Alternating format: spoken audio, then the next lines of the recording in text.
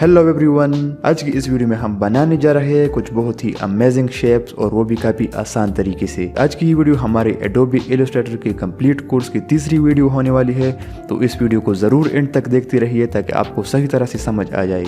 और हमारे चैनल को सब्सक्राइब कीजिए क्योंकि सब्सक्राइब के बटन पर क्लिक करने से आपको कोई करंट नहीं लगने वाला और ना ही आप मरने वाले हो।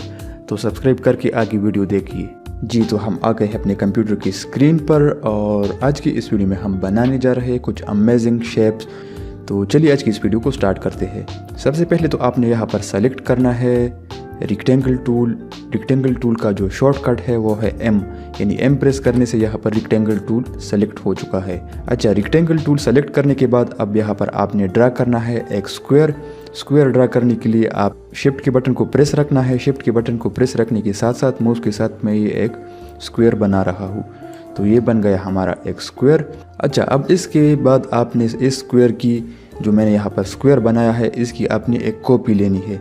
तो कॉपी लेने के लिए शॉर्टकट्स आपको बता रहा हूँ, आप इसको याद कीजिए या फिर अपने साथ कॉपी वगैरह नोटबुक वगैरह में आप लिख सकते हो इन शॉर्टकट्स को। तो कॉपी लेने के लिए आपको ऑल्ट के बटन को प्रेस रखना होगा।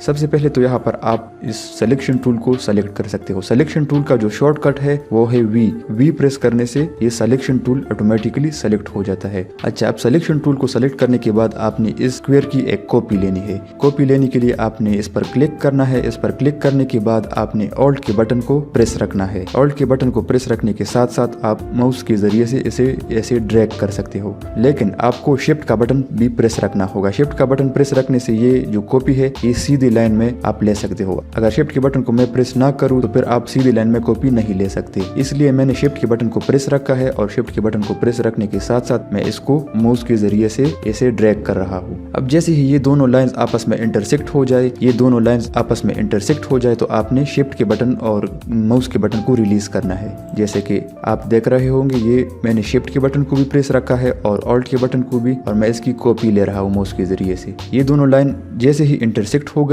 मैंने माउस के बटन को रिलीज किया। अब ये एक शेप बन गया, यानी इसका जो मेन बॉर्डर है दरमियान वाला ये एक होना चाहिए। अच्छा, अब मैंने इस स्क्वायर की एक और कॉपी लेनी है, लेकिन मैंने ऊपर की तरफ इसकी कॉपी लेनी है। उसी तरह आपने ऑल्ट के बटन को प्रेस रखना है और उसके साथ साथ आपने शिफ्ट के बटन को भी प्रेस रखना है और माउस के जरिए से इसकी कॉपी लेनी है। ये दोनों लाइन आपस में इंटरसेक्ट हो गई तो मैंने माउस के बटन को रिलीज किया। तो इसी तरह का शेप आपने बनाना है। इस शेप को आप गौर से देख लीजिए, आपका शेप इसी तरह एग्जैक्ट इसी तरह होना चाहिए। इसको बनाने के बाद आपने यहाँ पर जाना है और डायरेक्ट सिलेक्शन टूल को सेलेक्ट करना है। डायरेक्ट सिलेक्शन टूल का जो शॉर्टकट है वो है ए, यानी ए प्रेस करने से डायरेक्ट सिलेक्शन टूल यहाँ पर सेलेक्ट हो गया। ये शॉर्टकट्स आप अपने नोटबुक वगैरह में नोट कर सकते हो। अच्छा, अब डायरेक्ट सिलेक्शन टूल को सेलेक्ट करने के बाद मैं ऊपर वाले स्क्वायर की जो ये दोनों ऊपर की तरफ ये एंकर पॉइंट्स है, ये वाला एंकर पॉइंट और ये वाला एंकर पॉइंट, मैं इन दोनों को सेलेक्ट करता हूँ। इन दोनों को सेलेक्ट करने के लिए आपने सिंपली इन दोनों को इसी तरह सेलेक्ट करना है। तो अब ये दोनों एंकर पॉइंट सेलेक्ट हो चुके हैं। अच्छा, अब मैं इस वाले एंकर पॉइंट को इसी तरह नीचे की तरफ ड्रैग करता हूँ। इसी तरह मैंने इसे ड्रैग किया, मैंने यहाँ पर इसे छोड़ दिया। अब इसके बाद आपने ये वाला और ये वाला एंकर पॉइंट सेलेक्ट करना है। तो इन दोनों एंकर पॉइंट्स को सेलेक्ट करने के लिए उसी तरह आपने इन दोनों को सेलेक्ट करना है। ये दोनों एंकर पॉइंट्स भी सेलेक्ट हो चुके हैं। अब मैं इस वाले एंकर पॉइंट को ऐसे इसके साथ मिला देता हूँ, तो ये एक बॉक्स शेप आपके सामने बन गया। अच्छा, अब मैं इस वाले एंकर पॉइंट को, इस पॉइंट को और इस वाले एंकर पॉइंट को मैं सेलेक्ट करता हूँ। तो ये 3 एंकर पॉइंट्स है, 1, 2 और 3। तो इन तीनों को सेलेक्ट करने के लिए मैं इन तीनों को